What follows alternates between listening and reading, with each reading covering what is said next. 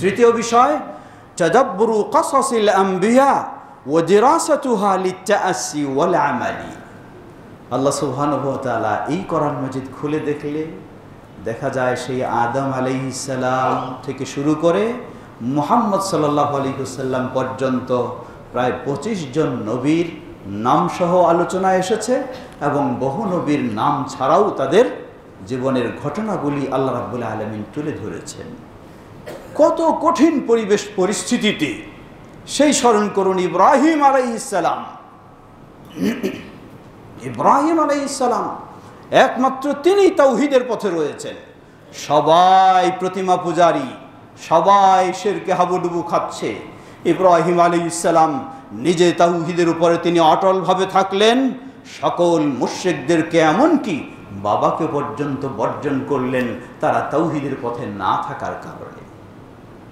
সেই মুশরিক সমাজ তারা সকলেই ঐক্যবদ্ধ হলো, ইব্রাহিমকে তাওহীদের পথে সে চলবে, তাওহীদের পথে সে দাওয়াত দেবে, কখনো তাকে ছেড়ে দেওয়া যাবে না, তাকে দুনিয়া থেকে শেষ করতে হবে। ব্যবস্থা নিল কি? সকলেই প্রস্তুতি নিল, পরামর্শ করল। ইবলিস সেই সুযোগে এসে পরামর্শ দিল, বিশাল অগ্নিকাণ্ড প্রস্তুত করো, সেখানে ইব্রাহিমকে ফেলে দিয়ে একেবারে নিশ্চিহ্ন করে দেওয়া হবে। ইব্রাহিম শেষ, তাওহীদের দাওয়াত শেষ, শিরকের প্রতিবাদ শেষ, আমরা আমাদের মতো স্বাধীনভাবে চলতে পারবো। সুবহানাল্লাহ। রাখার মালিক হলেন আল্লাহ সুবহানাহু ওয়া তাআলা।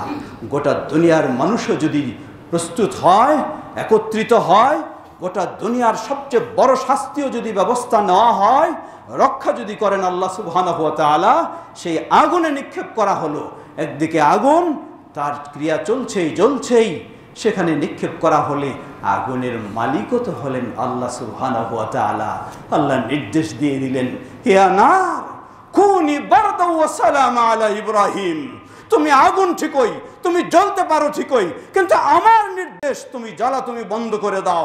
তুমি আমার ইব্রাহিম, ওই তাওহীদবাদের জন্য তুমি হয়ে যাও শান্তিপূর্ণ, ঠান্ডা। সুবহানাল্লাহ, সুবহানাল্লাহ। আল্লাহ রাব্বুল আলামিন সবগুলি তুলে ধরেছেন কোরআন কারীমে। কেন? যাতে আপনি আমি সেগুলি পড়ব, শিখব এবং তাদের থেকে শিক্ষা নিয়ে ঈমানের উপরে সকল পরিস্থিতিতে অটল থাকতে পারি, সেই জন্যই আল্লাহ রাব্বুল আলামিন দিয়েছেন। তাই তৃতীয় বিষয়টি হলো তাদাব্বুরু কাসাসিল আম্বিয়া। আল্লাহ রাব্বুল আলামিন সেই যুগে যুগে নবী রাসূল যাদেরকে প্রেরণ করেছিলেন, তাদের জীবনীগুলি আমাদেরকে একটু জানা দরকার, একটু শেখা দরকার, একটু পড়া দরকার। সেগুলি আপনাকে প্রেরণা যোগাবে, আপনাকে উৎসাহ দেবে, আপনাকে উদ্বুদ্ধ করবে, আপনাকে সাহস যোগাবে যে তারা আল্লাহর কাছে চাইলেই সব পেয়ে যেতেন, দুনিয়া চাইলে দুনিয়া পেয়ে যেতেন, সব কিছু পেয়ে যেতেন।